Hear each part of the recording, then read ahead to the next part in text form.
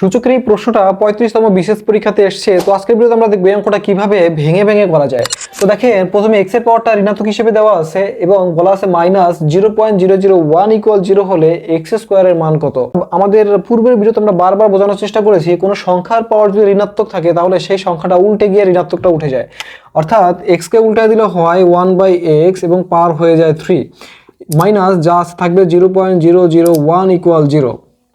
এখন একটা বিষয় দেখেন 1/x এর পাওয়ার কিউব আছে, তার মানে এই কিউবটা 1 এর উপরে কিউব, অর্থাৎ 1 কে কিউব করলে হয় 1, x কে কিউব করলে হয় x কিউব ইকুয়াল এবং -0.001 টা এই পাশে মাইনাস আকারে আছে, ওই পাশে গেলে স্থান পরিবর্তন করলে হবে প্লাস, অর্থাৎ 0.001। এখানে দশমিক উঠিয়ে দিলে থাকে 1, আমরা এখানে 1 লিখে ফেলবো এবং দশমিক যেহেতু উঠিয়ে ফেলছি দশমিকের জন্য একটা এখানে 1 হবে নিচে এবং দশমিকের পরে 3টা অঙ্ক আছে, এখানে 3টা শূন্য হবে। তো দেখেন এখানে আমরা যদি আর গুণন করে দিই তাহলে হয় x কিউব ইকুয়াল 1000 কে 1 দিয়ে গুণ করলে হয় 1000 হয়।